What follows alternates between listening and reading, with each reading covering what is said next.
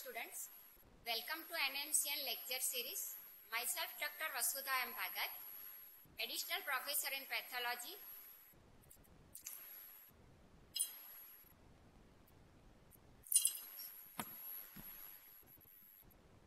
Hello students, welcome to NMCN lecture series.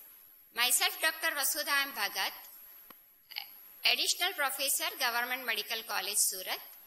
Today I will discuss alcoholic liver disease.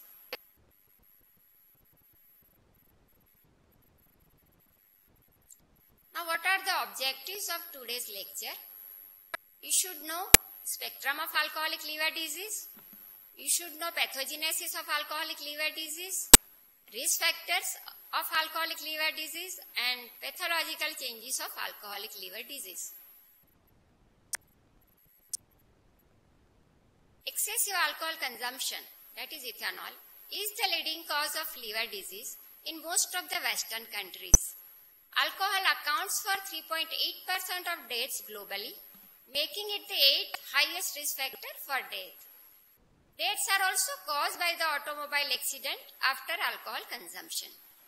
25% to 30% of hospitalized patients have problems related to alcohol abuse. So you should know the pathology of the alcoholic liver disease because it is very important thing. Now alcoholic liver disease, in short it is called ALD. It is the term used to describe spectrum of liver injury associated with acute and chronic alcoholism. There are three major distinctive but overlapping lesions in ALD. The first one, alcoholic steatosis, also called fatty liver. Second is alcoholic hepatitis, and third one is alcoholic cirrhosis. Generally, it is associated with more than 10 years of the drinking alcohol. Now, all the alcoholics, they do not develop alcoholic liver disease. So, why it is so? So, some persons, they are predisposed to get the ALD. So there are few risk factors which are implicated. These are as following. The first one is drinking patterns. Continued daily intake of more than 80 grams of any type of alcohol for at least 10 years is like to result in alcoholic cirrhosis.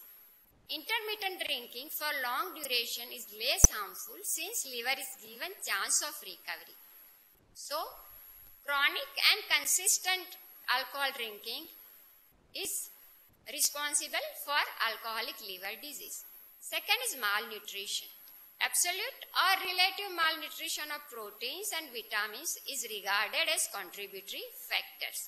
Additionally, alcoholics, they do develop chronic gastritis and pancreatitis, which also contribute to malnutrition. Then infections. Chronic infections with hepatitis C virus and hepatitis B virus, they are associated with increased severity of alcoholic liver disease. Then genetic factors. The rate of ethanol metabolism is under genetic control. Polymorphism in detoxifying enzyme ALDH, it have been identified, and this alters the rate of ethanol metabolism and which is under genetic control. Now gender.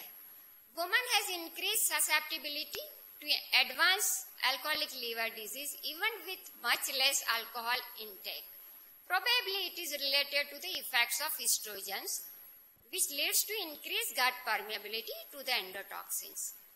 The next risk factor is ethnicity. Ethnic differences have been noticed irrespective of the amount of the alcohol consumed. In USA, cirrhosis rates are higher for the African American drinkers. Next is comorbid conditions. Iron overload, infection with HCV and HBV, it synergizes with the alcohol and increases the severity of alcoholic liver disease.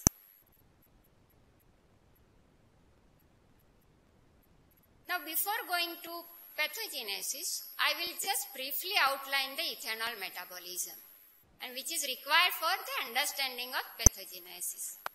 Now ethanol after ingestion and absorption from the small intestine, it circulates through the liver where 90% of it is oxidized to acetate by two-step enzymatic process involving two enzymes.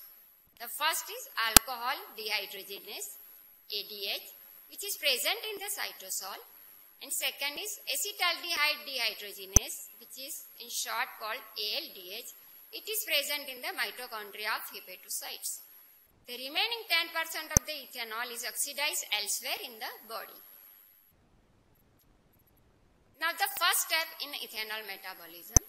Ethanol is catabolized to the acetaldehyde in the liver by three pathways. One is major pathways and the other ones are two minor pathways. Now the first pathway, that is in the cytosol, it is by the major rate limiting pathway of the alcohol dehydrogenase. Second is in the smooth ER via microsomal P450 oxidase, also in short called MEOS, where only part of the ethanol is metabolized. And the third in the peroxisomes, it is also a minor pathway via catalase such as H2O2. So after first step, acetaldehyde is produced, which is toxic and it may cause membrane damage and cell necrosis. Simultaneously, the cofactor NAD, which is a hydrogen acceptor, is reduced to NADH. Now the second step, it occurs in the mitochondria. Acetaldehyde, it is converted to the acetate with ALDH acting as a coenzyme. Most of the acetate on living liver is finally oxidized to CO2 and water or converted by citric acid cycle to other compounds including fatty acids. Simultaneously in the second step also the same cofactor NAD is reduced to NADH, which results in the increased NADH-NAD redox ratio, and this is the basic biochemical alteration in ethanol metabolism. Estimation of NADH-NAD ratio, it is measured by the ratio of oxidized and reduced metabolites in the form of lactate pyruvate ratio and beta hydroxybutyrate acetoacetate ratio. Now pathogenesis of alcoholic liver disease. Now as I have already told you, all alcoholics, they do not develop alcoholic liver disease. So the exact pathogenesis is not clear yet. But now it is known that ethanol and its metabolites, they are very essential or very important in pathogenesis of ALD. So the first, hepatotoxicity by ethanol. Ethanol itself is a directly toxic to mitochondria and membrane of hepatocytes, and they produce fatty change. Second is hepatotoxicity by ethanol metabolites. Acetaldehyde is extremely toxic and bring about hepatocellular necrosis. In addition, production of protein aldehyde adduct, which is extremely toxic and it causes cytoskeletal and membrane damage. Then formation of malondialdehyde acetaldehyde, MAA adduct. It produces autoantibodies and it initiates autoimmune response, and it is also responsible for hepatic fibrogenesis. Third one is oxidative stress. Oxidation of ethanol by cytochrome 450 oxidase, it leads to generation of free radicals which attacks the membranes and proteins.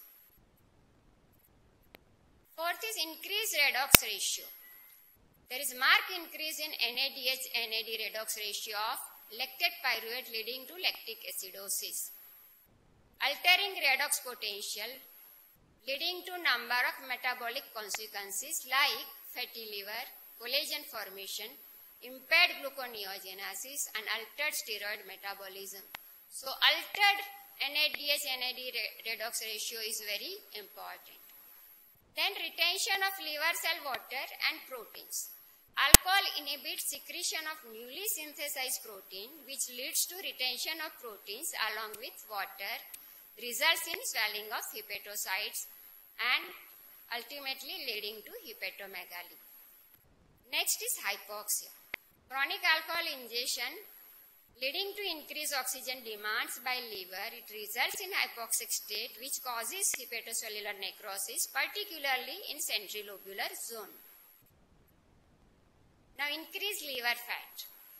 Alcohol causes excess mobilization from adipose tissue or increased lipid synthesis by liver itself.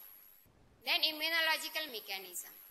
Impaired cell-mediated immunity, direct immunological attack on hepatocytes, disorganization of cytoskeleton leads to the aggregation of intermediate filaments, which is known as Mallory alcoholic hyaline. Then inflammation.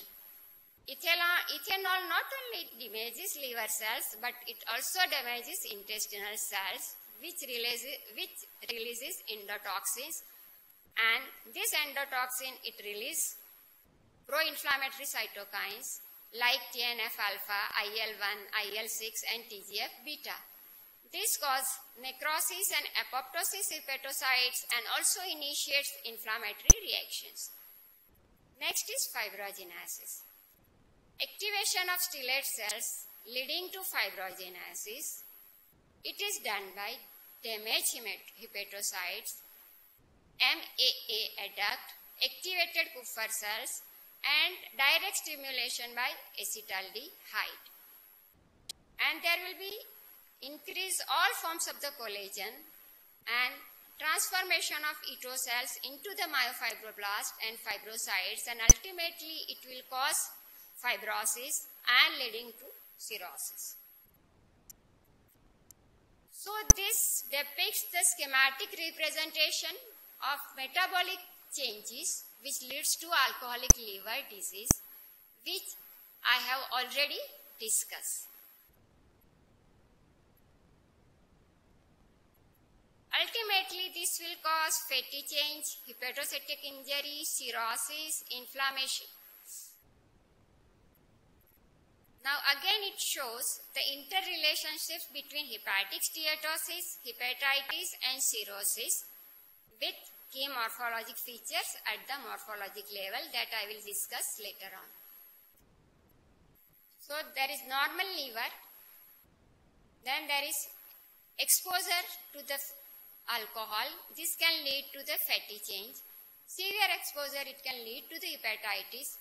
Both fatty change and hepatitis, that is alcoholic hepatitis, whenever there is continued exposure to alcohol and repeated attacks of hepatitis on the setting of fatty change, it will lead to the cirrhosis. But fatty change, it is a reversible change. So whenever there is abstinence of the alcohol, then fatty change, it can be reverted. Now what are the pathologic changes which are seen in alcoholic liver disease? There are three types of the morphologic lesions which are described in alcoholic liver disease. Alcoholic steatosis, that is called fatty liver, alcoholic hepatitis and alcoholic cirrhosis. The first one is alcoholic steatosis or fatty liver. Grossly, the liver is enlarged, yellow, greasy and soft with a smooth and glistening capsule. Microscopically, initially there will be microvesicular change which is followed by more common and pronounced feature of macrovesicular change. There may be development of the fat cyst due to coalescence and rupture of fat containing hepatocytes. Sometimes there may be development of the lipogranuloma. There is little or no fibrosis at the outstate. Later stage associated with the fibrous tissue around terminal hepatic veins and adjacent sinusoids. Fatty liver, it is completely reversible if there is further abstinence of alcohol.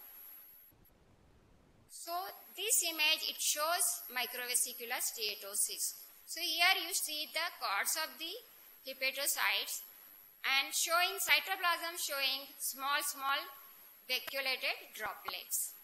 And this is due to the alcohol accumulation or fatty accumulation. Then macrovesicular steatosis. This is seen in the later stages where the hepatocytes, it shows the big vacuole, empty vacuole and nucleus is pushed to the periphery. So hepatocytes, they look like adipocytes.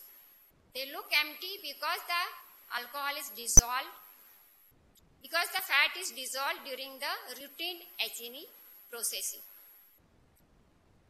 Next is alcoholic hepatitis. It develops acutely, usually following a bout of heavy drinking. Histologically, the features are as follows. Hepatocellular necrosis. So there will be ballooning degeneration and necrosis, especially in centrilobular area. Then presence of Mallory bodies or alcoholic hyaline. These are eosinophilic intracytoplasmic inclusion, which is seen in perinuclear location within swollen and ballooned hepatocytes, and they represent aggregates of the cytoskeletal intermediate filaments, that is pre-keratin. Whenever Mallory bodies are seen, they are characteristics, but they are not specific feature of ALD because they are also present in non-alcoholic fatty liver disease, primary biliary cirrhosis, Wilson's disease, chronic cholestatic syndrome, and Indian childhood cirrhosis. Then there is presence of neutrophilic reaction. Neutrophils, they surround degenerating hepatocytes, and there may be some scattered mononuclear cells. Then fibrosis. When present, it is pericellular and perivenular fibrosis which produce a web-like or chicken wire-like appearance, and this is also termed as creeping collagenesis. So in alcoholic hepatitis, pericellular and perivenular fibrosis is seen. Occasionally, periportal fibrosis may be seen. So this shows histologic features of alcoholic hepatitis. So this image demonstrates the cardinal features of steatosis, fibrosis, inflammation, and hepatocellular injury. This shows high power of changes which are seen in alcoholic hepatitis. The A image shows the cluster of inflammatory cells which marks the site of a necrotic hepatocyte. Mallory body is also present in a second hepatocyte, which is depicted by a black arrow. B, it shows eosinophilic Mallory bodies which are seen in hepatocytes and surrounded by fibrous tissue. Again, it shows histological features of alcoholic hepatitis.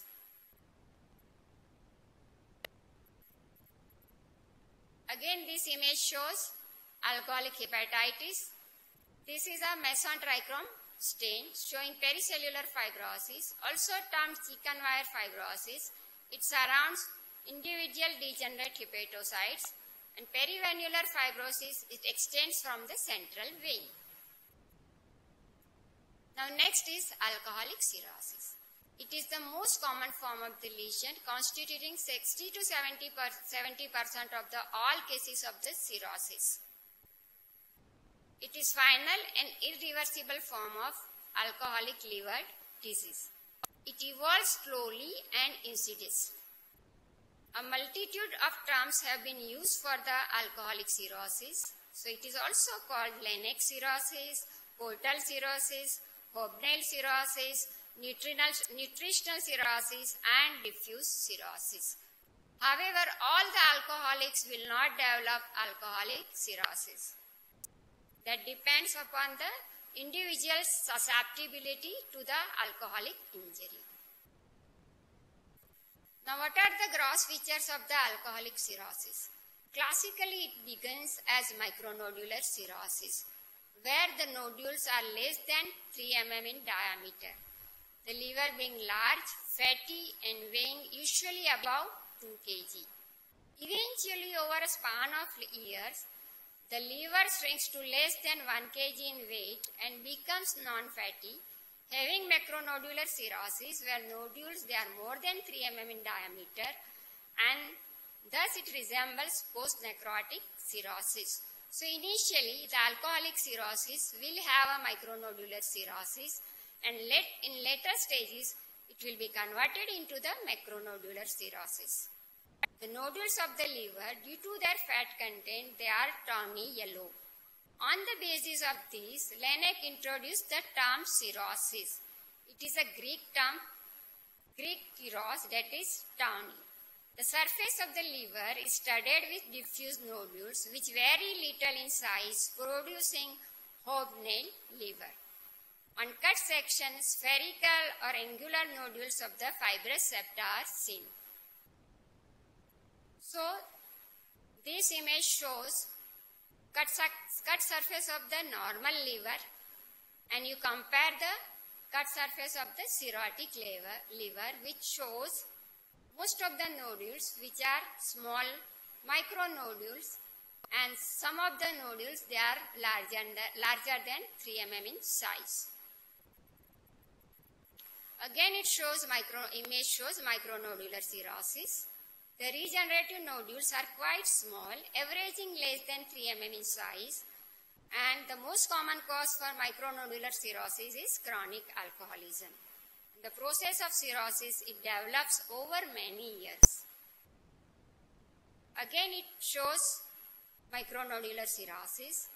Here, liver also has a yellowish hue, indicating that it has also got fatty change, also caused by alcoholism. Ongoing liver damage with liver cell necrosis, it is followed by fibrosis and hepatocyte regeneration.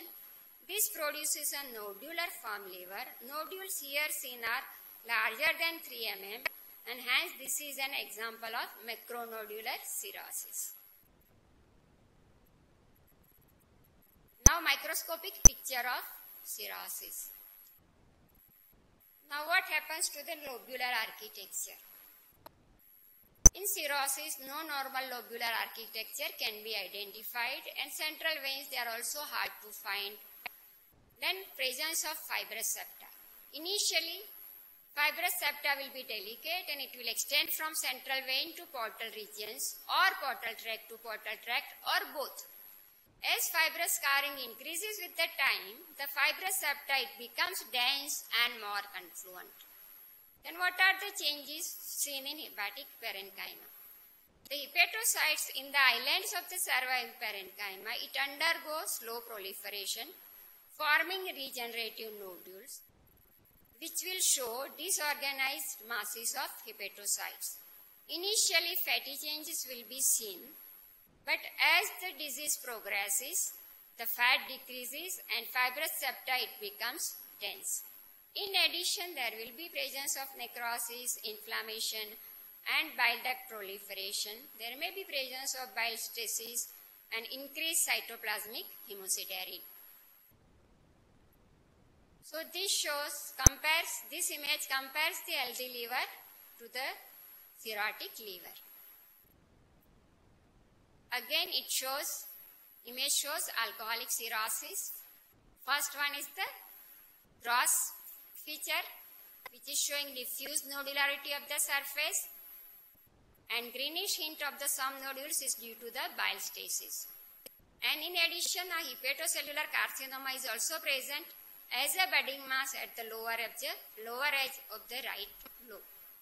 The B image, it shows nodules of the varying size entrapped in a blue staining fibrous tissue, and at the top liver capsule is seen. This is mesenteric stain, where you can appreciate the nodular architecture.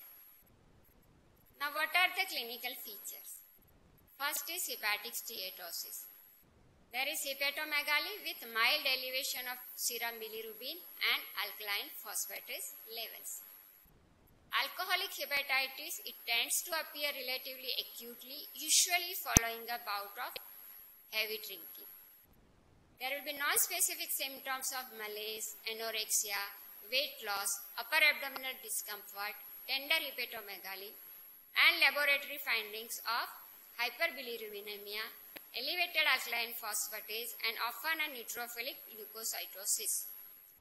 An acute cholestatic syndrome, it may appear, which resembles large bile duct obstruction. Now, what are the causes of the death in alcoholic liver disease? In the end stage alcoholic liver disease, the causes of death are, so patient may die of either hepatic coma or massive gastrointestinal hemorrhage or an intercurrent infection to which these patients are predisposed, or hepatorenal syndrome following a bout of alcoholic hepatitis, or in some patients development of the hepatocellular carcinoma seen in 3 to 6% of cases. So, the references has been taken from the Hirschhorn as well as Robbins, and I have also used the various internet sources. So, thank you.